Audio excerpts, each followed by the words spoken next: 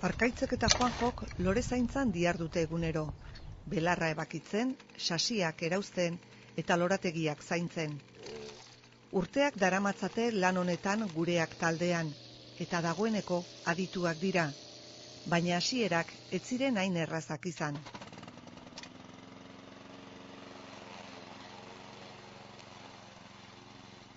Nik genuen kusilloa. Astiagan. Orain arte egiten zituzten formazioa instrukzioekin egiten zen eta zuzenian ja parkean makinekin eta nahiko zaila izaten zen eta orduan erramienta edo sistema birtuala nahi genuen heziketa hori pixkat erresago edo segurtasun gehiagoekin egiteko. Horrela sortu da BIRCAP deituriko proiektua. Gaitasun urrituak dituztenei irakurketak askotan sortzen dizkien ulermen arazoak saihestea du helburu, eta tresneriaren arriskurik gabeko erabilpena erraztea. Arkaitzek eta Juanjok parte hartu dute proiektuaren programa pilotuan, beste 13 lagunekin batera. Lehenik, tresnen funtzionamendua erakusten zuten bideoak ikusi dituzte, eta gero ikasitakoa ordenagailuetan frogatu dute.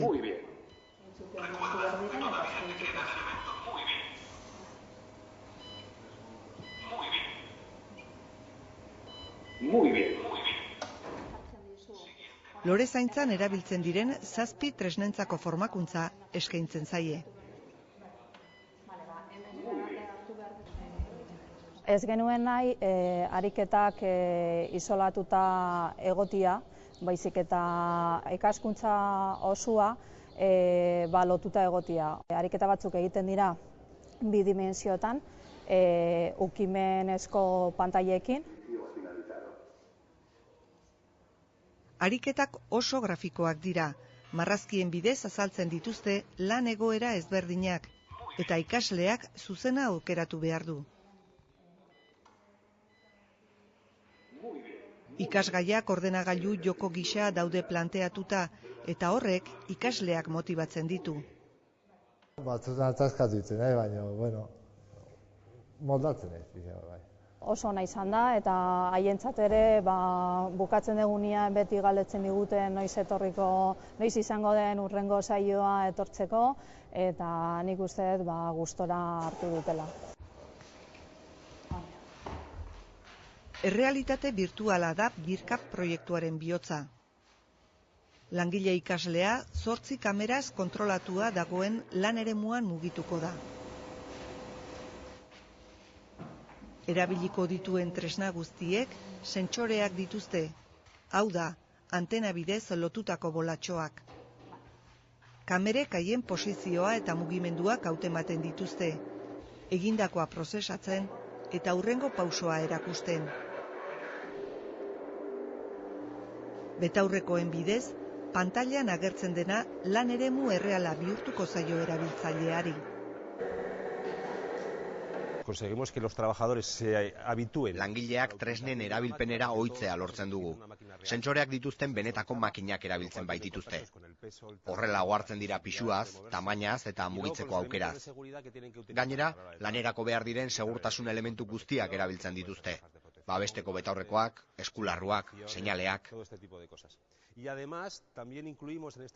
Lorategian topa daitezken elementu guztiak jarri ditugu. Hau da, arketak, jendea, dena hartu behar dugu kontuan lanerako orduan. Entonces, todo este tipo de labores tenemos que tenerlas en cuenta. Arkaitzen, Juanjoren eta beste lagunen esperientzia lagungarria izan da sistema garatzerakoan. Errealitateari ahal den gehien hurbiltzeko sentsazioa lortzeko. Grupo piloto batekin egin dugu froga guztiak, haiek izan digutenak nola egin behar genuen eta garatu erramienta guztiak, eta haien esker moldatu egin dugu sistema guztiak haien beharretan. Oso desberdina, baina uste dut ikasi daitekela. Gero benetan belarra moztuten eta orduan esperientziakin ikasten da, baina ikasi daiteke. Aurreko pausak emateko uste baiet. Harrituta geratu gara, jendea oso ondo sartu baita paisaietan eta lan virtualetan. Ondo ulertu du zer den tresna, badaki erabiltzen eta lagundu egin digute hobetzen. Birkap proiektua dagoeneko bukatu dute. Orain, plan pedagogikoari azken ukituak ematen ari zaizkio, gaitasun urrituak dituztenen artean, lorezaintzan trebatzeko sistema behin betirako ezartzeko. Momentuz, gureak taldearen langileentzat baino ez da izango, baina aurrerago, beste erakundeei zabaltzeko asmoa azaldu dute.